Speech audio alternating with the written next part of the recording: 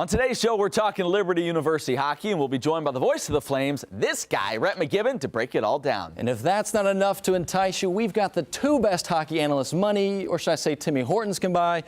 These guys are in studio to break it all down. Russ, Mr. Director Extraordinaire, I think Game On's ready to go. Okay, here we go. Roll red.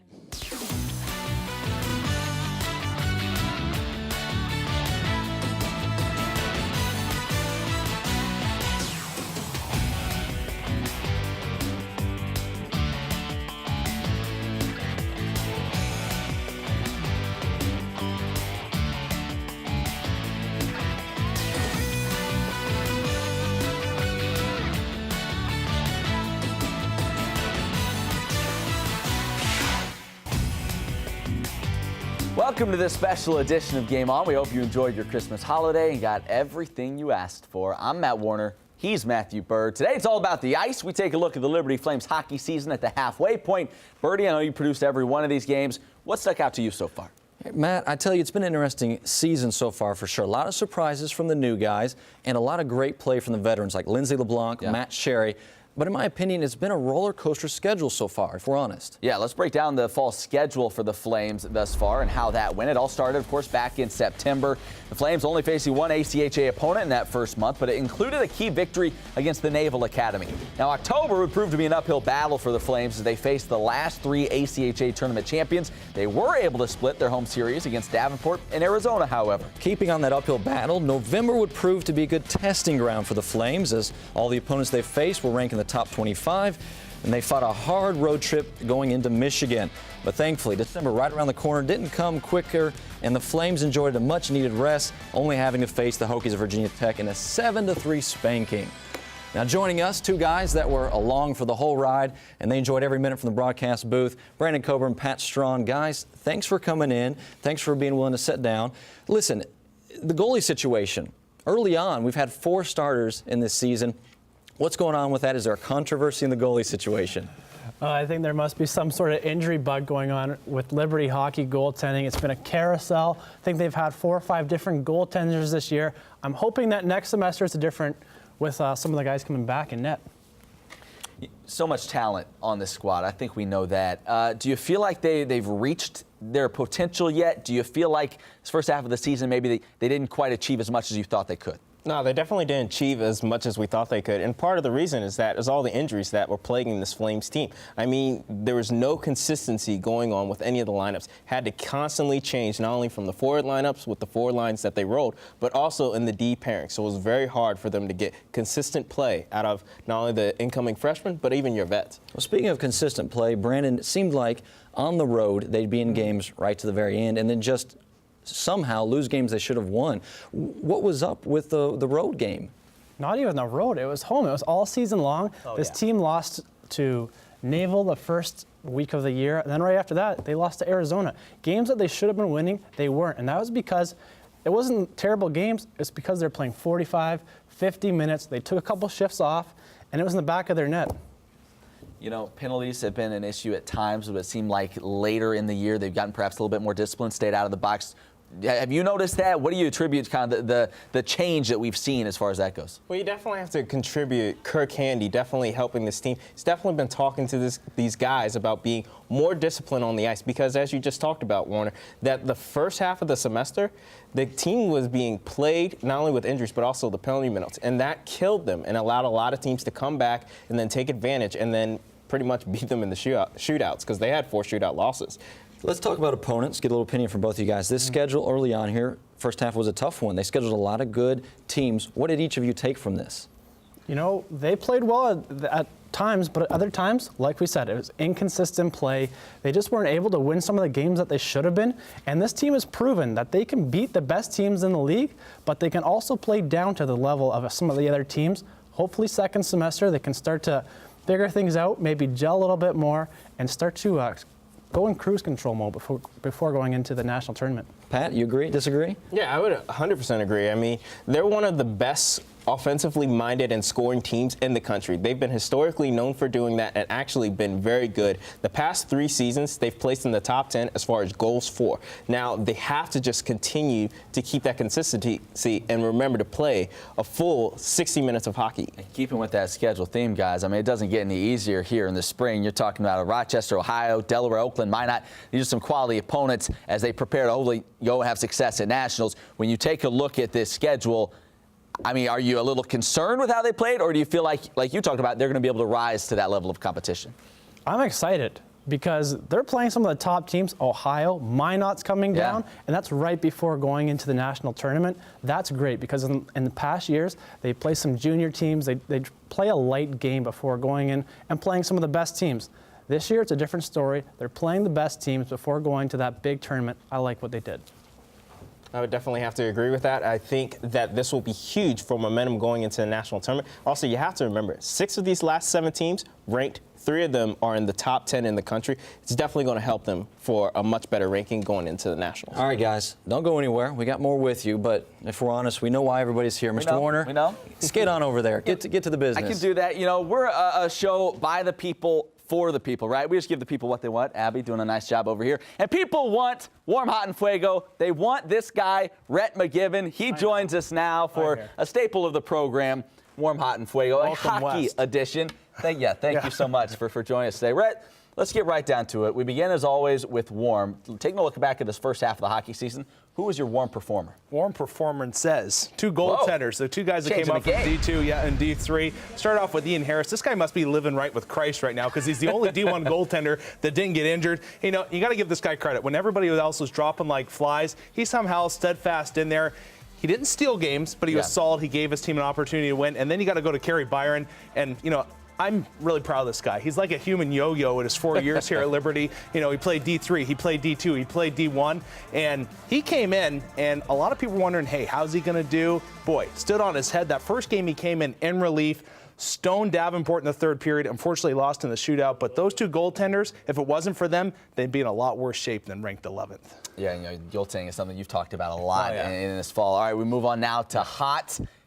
More than one performance in Hot, or you just go with the traditional one guy? Traditional one guy, and that's going to be Kirk Handy. And you know what? The beautiful thing about our relationship is Kirk says tomato, I say tomato when it comes to hockey and kind of the way we view the game. One thing I got to give him credit for is this guy has been doing it all year. He's engaged in the game. You can see it right there. He's yelling at people. He's showing his boys that he cares. He's being passionate about them. He's sticking up for his, you know, the 21, 22 guys on the bench. And you know what? I got to give him credit as well. If you go through this team, the injuries, nobody would have seen it coming. How many injuries this team faced? You know, one night you've got Backer out. You've got both of your starting goaltenders that you're going to thought you had at the beginning of the year out. Other defensemen out. You know, Luke Hannon, your go-to guy, has got a wrist injury. Other people battling injuries. He somehow kept this group on the same page. They've done a great job as a coaching staff, keeping them focused and on the right track. Players love seeing a coach that will stick up for them and will battle for them. Oh, yeah. And you want to play for a guy that'll do that for you. Kirk Handy's doing it. I asked Kirk, I was like, man, what's going on this year, Kirk? You're a little bit more passionate this year. What's going on at home?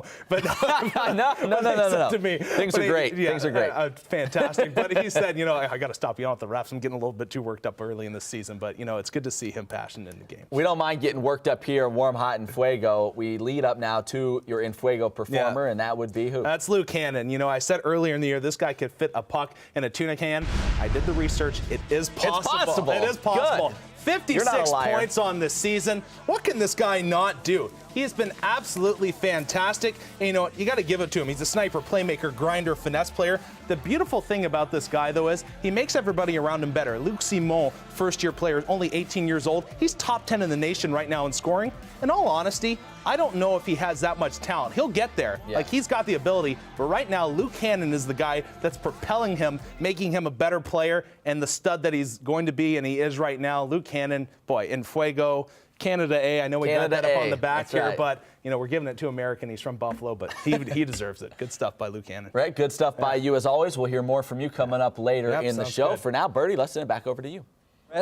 We know who's got passion on their mind with those 2 kids, but that's okay. Stay with us. Still ahead, Rhett's coming back. He's got a special segment with our 2 analysts. That and more, plus a look at the history of the program.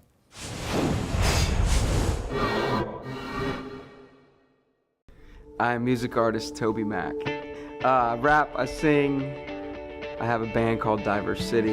I'm a daddy, 5 kids, a husband to a lovely Jamaican wife, a graduate of Liberty University. I'm a 1993 graduate of Liberty University with a business degree. Knowing that it was a place that was far enough away from home that I'd sort of strike out and have some independence, but that it would be with a background that would grow my Christian faith, it seemed like a perfect fit. Rashad Jennings, grew up in Forest, Virginia, but Liberty, growing up in my backyard, I always heard about it. I had 2 older brothers who played in the league, so I got to watch it grow, and I wanted to be a part of it.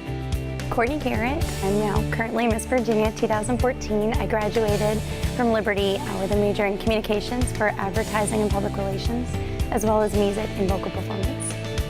2 speakers and 2 turntables and a microphone, and we did our little DC Talk thing right in Dr. Fogel's backyard.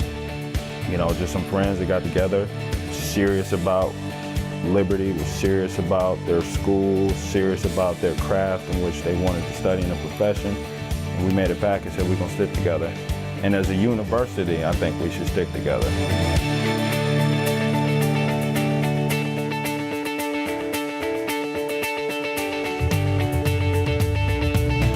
No greater place they could go to school because there are programs for every line of study for just about anything that you would want to do. You're going to go through experiences that challenge and deepen your faith. You're going to hear from some of the best pastors. You're going to have experiences you wouldn't get anywhere else. But most of what I learned when I was here that is actually, I can say I use in my field is just, it was the life lessons I learned here. Pursuing Christ passionately. Liberty really continued to water the seeds that was planted in me by my family. It challenged me biblically, challenged me to use my faith on and off the field. We're training champions, and we're going into the world as the hands and the feet of Christ, and we are the body of Christ. So I think Liberty's mission is so important and is so ingrained in our hearts, and we really embody that by the time we graduate, because when we go in the workforce, we do want to be seen different, not because of what we are, but because of Him and because of our faith, and that we can excel and we can do greater things because of Him in our life. My passion for Jesus really was ignited here, and the thought to dream big, to be able to dream big, to say we're going to take music to people and we're going to do it in a big way. I just remember being here and Liberty would push us to dream big, to go out there and literally be a champion for Christ.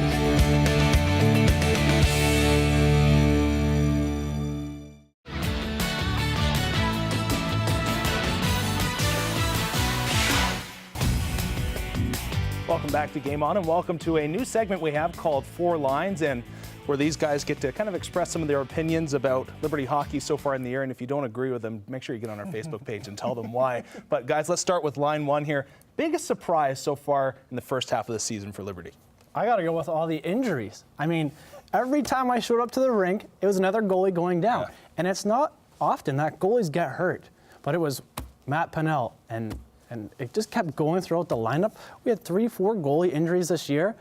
I was surprised every time I went to the rink hearing, this guy's done in net now. Yeah, it's not too often. It's too often you all see all the goaltenders go down with injury. Sometimes you see forwards and defensemen that kind of go down, and that's expected. But goaltenders, that's a rare case. Pat, kind of what was a surprise for you this year? Well, the surprise for me has to be the rookie class.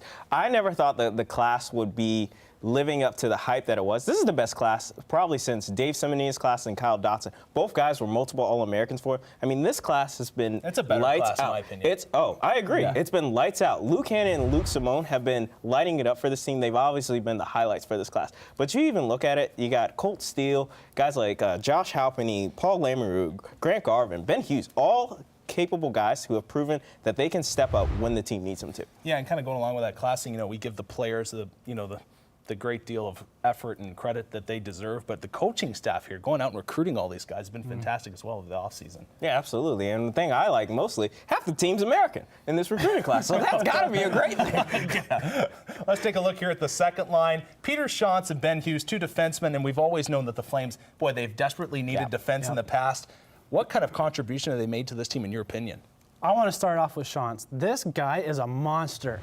He's just been throwing the body around. He's a stay-at-home D, which is something that the Flames don't really have a lot of and haven't had a lot of in the past. I like how this guy, he likes to play defense, and he plays it very well. He's not looking for the goals. He's going to lay the big body, and that's something that I really like from his game. Also, Hughes, this guy, he is a power play expert. Quarterback on the point. He sets things up real well, moves the puck extremely well, and very reliable. I think Hughes is the best defenseman on the team. I would say you could argue for either case. It depends what you're looking for because, like Brandon just said, Peter Schantz, he's definitely been solid. He's not a point getter. Only 1 assist on the whole season, so definitely is not a guy that lights up the stat sheet unless you're looking for hits, which is what you want. He has a great way of taking away time and space from the opposition's best defenders. And then, like he just said, Ben Hughes, solid man. Actually, this guy is 4th when it comes to defensemen in points in all of the ACHA. He's actually a guy I could see being not only eventually on Team USA for the World University Games during his junior year, but also he's going to be a future All-American for this team. Oh, definitely is. I think he's the best defenseman because he's great I think two-way. that's way too bold. No, He's it's not. He's played one semester. He's had one great semester so far. Yeah, if he puts together a great year, you can maybe put that on. He's played one semester of great hockey. I'd like to see more out of him. Two-way game, he gets it done. He puts the you points got up. guys like Cam Backer and Matt Sherry. How do you say that they're not as good? I'm not doubting that they're good over their 4-year career. He's going to be better than them. He's only a freshman, he and will he be, already I don't think he's is there up yet. there on the same level as those guys. He's got played an one A on his chest semester. for a These reason. guys got 4 years under their But belt. he's also playing the USHL and some high-quality junior hockey. Let's take a look here at our third forward line. Recently added assistant coach Daniel Berthium, ex-NHLer. What kind of impact is this guy going to have in the long term and in the short term? I think he's going to be huge, not only obviously from a coaching standpoint, helping the goaltenders out. Definitely, he's a guy that knows the X's and O's, who's going to be able to help them with not only being more sound positionally with their lateral movements and going up and down, but also he's going to be a guy that I think that's really going to help the defensive core too, telling them where they need to be, especially on the PK when guys are in front of the net, saying how to get them out of position without drawing penalties. What do you think about the idea, though, the Flames finally get a guy in on the coaching staff that hasn't played for Liberty? It's not like a Liberty grad. Is it nice to get that kind of breath of fresh air in? Especially when the guy's nickname is the Bandit. This guy has been on 22 different teams in his pro career in 22 years. I really like that because that means he's played on some bad teams. He's played on some great teams. He knows what it takes to win. I'm really excited to what he's going to bring this coaching staff. Fourth line real quick. What needs to go right second semester for this team to take a long run at Nationals? I think it's got to be the consistency on defense in particular because they've given away too many odd rushes, putting their goaltenders in bad positions. Yeah, we just haven't seen this Flames club play up to the talent that they can. We've seen it at games. There's been some wonderful ones, but there's been some stinkers as well. They got to turn it around, get consistent, play full 60-minute from the drop of the puck in January all the way to the big tournament. If they can do that, this team is going to be very good, and they could go far. Well, Brandon, Pat, we always appreciate you guys stopping in. Well, thanks for having us. Matt, back over to you. Great insight as always, guys. Really appreciate it. Well, the Flames hockey team has come a long way since playing in a rink in Roanoke to being on ESPN3 this year from their own barn right here on the Liberty University campus. Red McGibbon, of course, takes a look back at a special season that kick-started it all. You see the lights, you hear the sounds, and you join in the excitement of what is now Liberty hockey.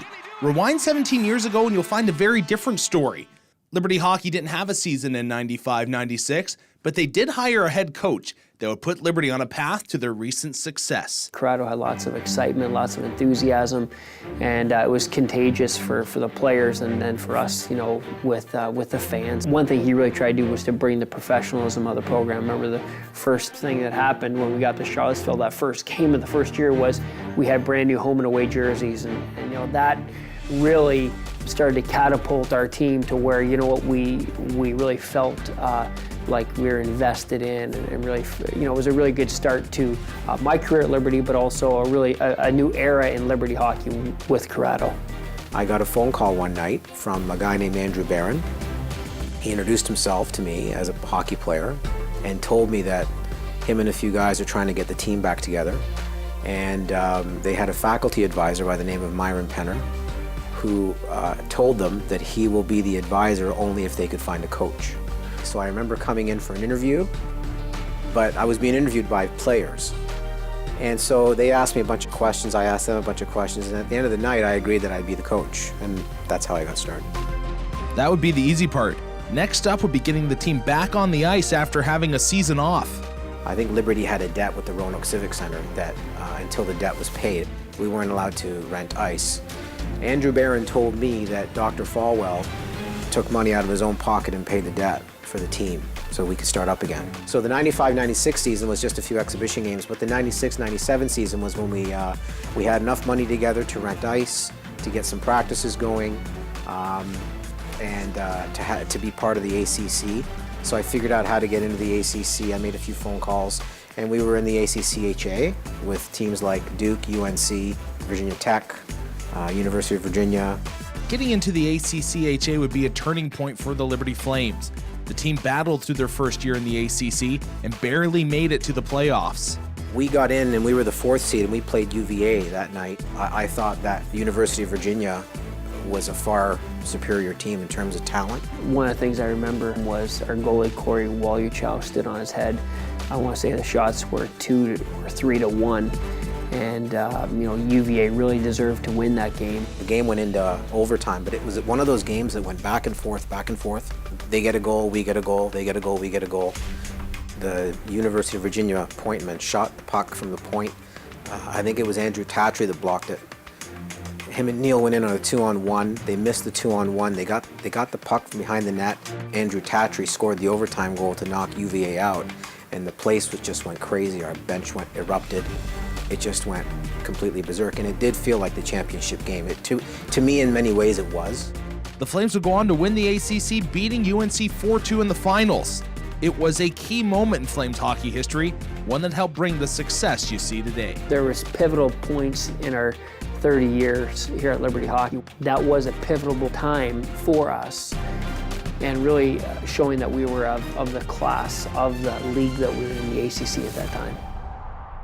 True testament there to Jerry Falwell Sr. and his love for the students here at Liberty University. No doubt about that. Just one more segment to go. Clement Townsend sits down with a pair of key guys for the Liberty Flames. Don't want to miss it. Game On. We'll be right back.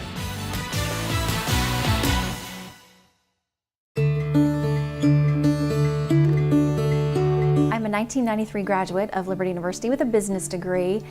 Grew up in Florida, and I had some friends who'd graduated a couple years ahead of me that had come to Liberty. You know, my parents were very strict when I was growing up, and I grew up in a home that our faith was very deeply rooted, and we were in church, and I went to a Christian school. And so even with all of those good roots in place, my parents were worried about where I was going to go to college. I was accepted at many secular universities as well as Liberty, and they were very concerned about me going away from home, still being so young. And once they visited here and got the spirit of what's going on here, they completely signed off and felt like it would be a great place to send their 17-year-old daughter, who really had not ventured out into the world that much. They thought, great place for you to get an education, but to be rooted deeply in your faith and have a chance to grow in that. It was the best place for me to be, and they were very comfortable that I would get everything I needed. Not just, one-dimensional. It's not just about your faith, and it's not just about education. It's not just about friendships, and there are programs for every line of study for just about anything that you would want to do. But at the same time, you're going to meet people from around the world. You're going to go through experiences that challenge and deepen your faith. You're going to hear from some of the best pastors and speakers and singers. You're going to have experiences you wouldn't get anywhere else. It was really about all of those things, and when they realized that it would really check off everything on their checklist, they signed on the dotted line.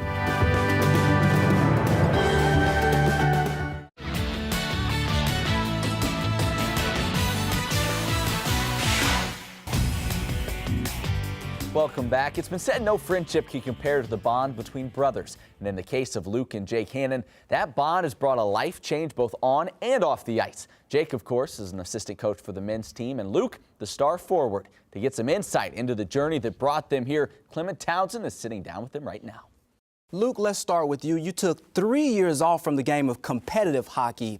What made you decide now was the time you wanted to resume playing? Well, taking a few years off there, I was sidelined with an injury, my final year of junior hockey, which is primarily 21 and under leagues, and took a few years off to try to heal up. And during those couple years off, made some different lifestyle changes and stuff, and kind of hit a point in my life where I needed somebody to turn to, and that was my brother, and turn to God most importantly. And the situation just felt right at this time in my life. I didn't want to look back and wish I would have done something differently, and it was getting to the point where it was either now or never. So I had to make that choice and come down here. What did Jake tell you about Liberty that may have helped influence your decision? Basically just seeing the transformation in Jake's life and, being a witness to, some of the things that he's been able to accomplish here at Liberty, finishing his career up here playing hockey and, starting a family and, becoming the coach down here. He's really involved with the church and, just seeing some of the changes that he made in his life. He was a good example to me. And definitely a huge, inspiration, just to witness what he's done in his life and try to, resemble what he's doing. So, Jake, it's obvious that Luke admired how you have matured as a person when he called you. I assume he called you to tell you he was coming to Liberty. Is that how it went? Yeah, he called me like 4 days before the admissions final deadline and said, hey, what are the chances, that I could come? And it's something that I'd been praying for, and my wife and family and our church I've been praying for, and even all of Liberty hockey for a couple years. And just to get that call was like, you just, sometimes in life God tells you something that's going to happen eventually, and you wonder if it's going to be 40 years, and he comes through so quick. So all credit to him on that one, but it was definitely one of the best phone calls I ever got in my life. And the Lord made it happen. Some quick, awesome work by the admissions department and Liberty University to get him in and get set for the season. So really good. You all grew up in Buffalo, is that correct? Correct. Did you all play hockey together as young guys? We did, yeah. Our dad was pretty involved in youth hockey there, so we did a lot of clinics together and might have been on a same team a few years. We actually played in Marquette, Michigan together in juniors for maybe 3 or 4 months at one point. That was the only time, kind of as mature hockey players, we played together, which was a blast for sure. We were always skating together, always doing stuff together, especially as young kids. So. Yeah. Luke, what is it like now having him around, you all together around the game that you all love?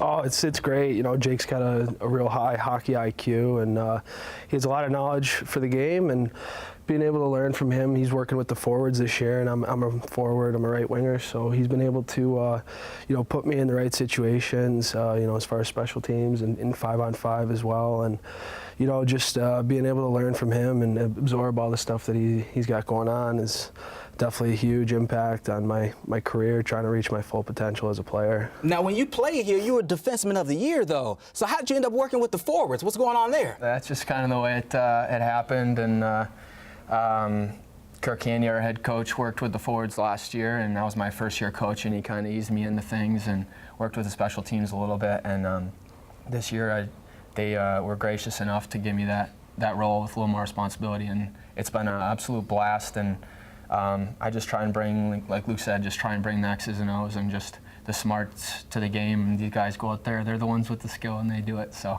it's been a blast. Well, guys, we appreciate your time. You all certainly an asset to the hockey program here at Liberty. Thank you. Thank you. Thanks, Clement. Of course, Luke Hannon has been chosen to represent the USA in the Winter World University Games in Granada, Spain next year, and he'll be the first Flame to do so. Competition's open to non-scholarship only athletes, and this will be the 8th year the United States has sent a team, Matt. Very interesting, and congratulations to him for sure. No doubt. I hear Granada, Spain is beautiful this Absolutely time of gorgeous. year, so can't beat that. All right, well, that about does it for us. Of course, you can reach us on social media, Twitter, Facebook. Look us up at GameOnLU. Thanks so much to all those who have joined us on the show today. Pat Strawn, Brandon Coburn, of course, Rhett McGibbon, and a cast of what feels like thousands that helped make this special edition of Game On possible. He's Matt Bird. I'm Matt Warner. Thank you so much for tuning in, and we'll see you right back here next time.